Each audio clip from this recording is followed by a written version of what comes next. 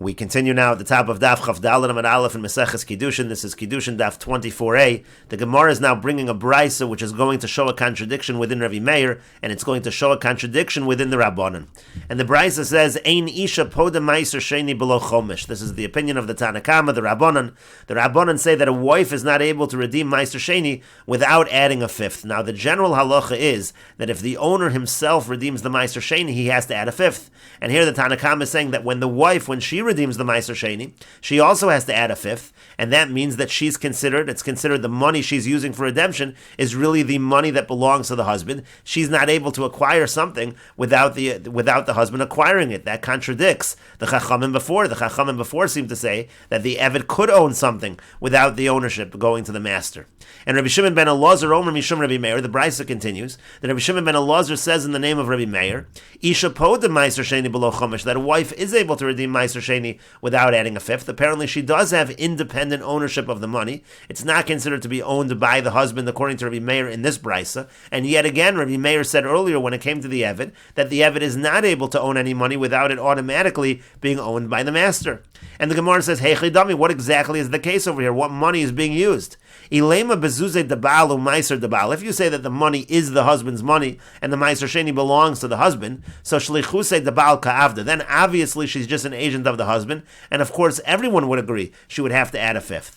Viela bezuze dida umaiser didei. Rather, you have to say again that this is her money and the meiser belongs to him. But the problem is, again, if there's some halacha, is there a halacha that a wife is able to redeem her husband's meiser sheni? Isha marachmana v'lo isha. It says that it has to be the man doing the redemption and not the wife. So it can't be some gezeres hakasav that the wife is able to redeem her husband's meiser sheni.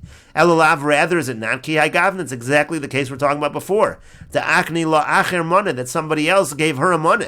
V'yomar lan, he said to her, Al manash shetifti bo as a meiser, that I'm giving it to you on the condition that you use it for the redemption of the meiser sheni. And the question is, does she make an independent kinyan on this money or not? V'ibcha shamanalu, and here we have the exact opposite of what we heard before from the Chacham and Rabbi Meir. It seems to be a contradiction whether the Isha or the Eved can make this kind of independent kinyan on the money or not. And the Gemara continues, Amar Abaya says, Epoch, just reverse this brisa by Meiser Sheni. It's really the Chachamim that are saying that when the wife redeems the Meiser Sheni, she does not have to add the Chomesh. And it's actually Rabbi Meir who says that she does have to add the Chomesh, and that would be consistent with the opinions we had in our Mishnah. Rava says, Liolam lo sepach. Really, you don't have to reverse the brisa. V'hacha b'Meiser da'asami be'nosha askin. And here we're talking about a situation where the Meiser Sheni is being inherited by her from her father's house. And so really it's a question of who's the owner of the Meiser Sheni. Rabbi Meir Lataiman, Rabbi Meir follows his reasoning. The Amar Meiser Mammon Hekdishu, he says that Meiser is really the Mammon that belongs to Hekdish, V'lo Kani Leibal, and therefore the husband never acquires it, it's actually her Meiser Sheni. V'Rabbanan Latamayu, and the Rabbanan, they follow their reasoning. The Amri Mammon Hedyidu, who say it's not considered Mammon Hekdish, it's considered actually owned by the person, the Kani Leibal, and therefore when she inherits it, it actually goes to the husband, it's actually the husband's Meiser Sheni. Hilkach Shlichusa Debal Ka'avda. Therefore, again, according to the Rabbanan, she's essentially an agent of the husband. And so essentially what we are saying is that since according to Rabbi Meir, the Meiser Sheni is Mammon Hekdish, and she is the owner of the Meiser Sheni, and the money being used is actually the husband's money, that's why Rabbi Meir says that a fifth does not need to be added. But according to the Rabbanan, since the Meiser Sheni belongs to the husband, and the money belongs to the husband, that's why the Rabbanan say that a fifth does have to be added. And we will take a look at Rashi over here, Shlichusa Avda. Again, the Gemara had said if you're going to say that the money and the Meiser Sheni belongs to the husband, then it's obvious that she is his agent. Umay time and demand damar podin below chomish. Why would anyone say that it's redeemed without adding the fifth? Of course you have to add a fifth. Rather, you'll suggest ella bezuze dida. Rather, you'll say maybe it's with her money. Denichse milug, meaning it's the property that she brought into the marriage. It's her money. Umaiser dide, and the Meiser Sheni belongs to him, and misa dosa from his field. But then it's also obvious that it's not considered to be like he's redeeming his own Meiser Sheni. Isha marachmana v'lo isha. It says the husband and not the wife. Ishmi ma'asro amarachman. It says when a man redeems the Meiser Sheni, his own Meiser Sheni, then he adds a fifth. V'lo isha mi Meiser bal. It's not when a wife redeems the Meiser Sheni from her husband, meaning the isha ka'acher damya, meaning everyone should agree that the wife is considered like another. She's not considered identical to the husband, and therefore certainly you should not have to add a fifth. And so the Gemara then said, aren't we talking about the following case, al menas shetiftibo, the cases where she receives something on the condition that she uses that money to redeem the Meiser Sheni, and then we'd have a contradiction in in terms of Rabbi Meir and the Chachamim, what they hold when a wife or an Eved receives something on that type of condition. Shetiyah ki ish achar liftos below chomesh. Again, she was receiving this money on the condition that she's like another person in terms of the redemption, that she doesn't have to add a fifth. Rabbanan savri kiyamar la kini kane la bala. The Rabbanan hold that when the person says to her, you should acquire it, so the husband acquires. V'chiyamar la manas lav klumo, and the condition is nothing. Hilkach zuzeh have a nami debal, so therefore the money would also belong to the husband. Ushlichusei avdan, she's just doing his agency. Ishmi masro karina be, and then the fifth should be added, and that's why the Rabbanan say that she has to add the fifth.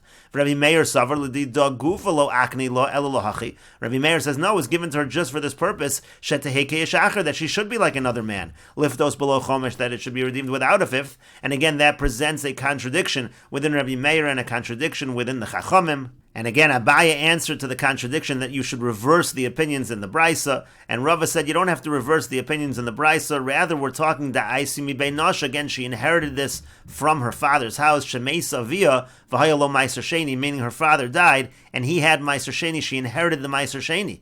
V'yirashtim shar nechasim, she inherited that with the rest of the property. V'yirusha habolo la'achar mikan nichse melugin, that has a status of nichse melug. V'yilkach ben karka v'u ochel peiros, again, you could use any money that's inherited to buy karka, and then the husband gets the peiros just like any other nichse melug.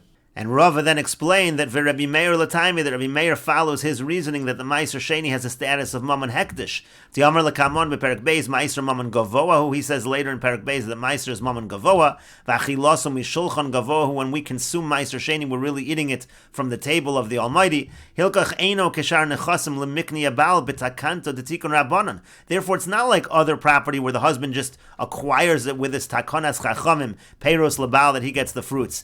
Hilkach Lo Zachi, therefore he's never zoche in it.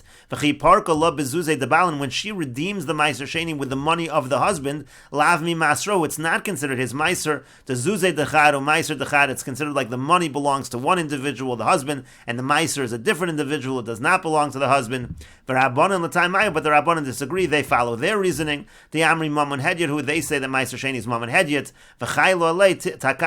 and therefore the regular Takana de Rabbanan applies in terms of the ownership of the wife's property going to the husband. Upeiros labal kashar nichse melug, the fruits of all property in nichse melug, it goes to the husband. V'kevan devizuze debal parka boy chomesh, and since it's being redeemed with the money of the husband, so then it is required that a fifth is added. And the Gemara continues at the two dots. Tana, it was taught, Yotze b'shein v'ayin v'roshe vorim she'enon chozrim. When it comes to an Eved Kanani, the Eved Kanani goes free if his tooth is knocked out, if his eye is knocked out, or if he loses any of his limbs which cannot grow back. B'shlama shein v'ayin. And the Gemara says, I understand shein v'ayin ksivi. That's already written in the Torah. We understand that an Eved goes free for that. Ela roshe var menolan. But if he loses a limb, from where do we know that he goes free? And the Gemara says to that, Dumya de shein v'ayin, it's just similar to shein and ayin. Mashein v'ayin mumin shebegolei, just like the shein v'ayin, the tooth and the eye, those are blemishes that are out in the open. Ve'enon chozrin, and they're not something that can heal. Afkol mumin shebegolei ve'enon chozrin. So too, any mum that is out in the open that cannot heal, that frees the Eved. But the Gemara says, Ve'eman nahavu shein v'ayin kishnei ksuvim haboim ke'echad. But why don't we say that shein v'ayin are like two psukim that are written? And generally speaking, we say, V'chol shnei ksuvim haboim ke'echad ein malamdin. If you have two psukim that are written on the same basic topic, we can't learn to other cases. In other words, the point is, the pasuk could have just said shein, and then we would learn anything that's like a shein. Or the pasuk could have just said ayin, and we could have learned anything like an ayin. But from the fact that it says both shein ve'ayin, that sounds like it's only these examples, and nothing else.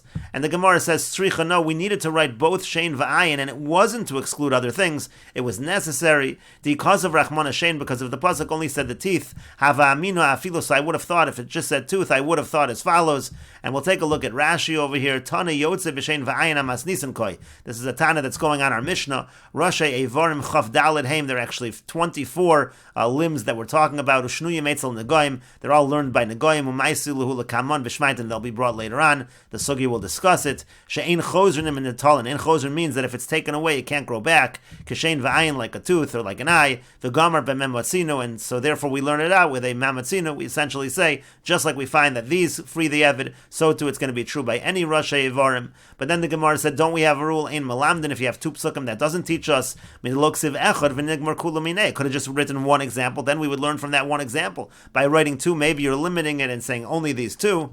And the Gemara then answered, Tzrichi, we need both Shein va'ayin de lo gomer chad mecharva. You couldn't have learned one from the other. You couldn't have learned eye from tooth and vice versa. Hilkach lo boin ke'echad inu. Therefore, it's not considered Shnei Ksuvim haboim ke'echad, and therefore we could learn to other cases like Rasha Yevarim, She'enam Chozrin, and we will continue with this discussion in the next video on Daf Chavdalid Amud Beis.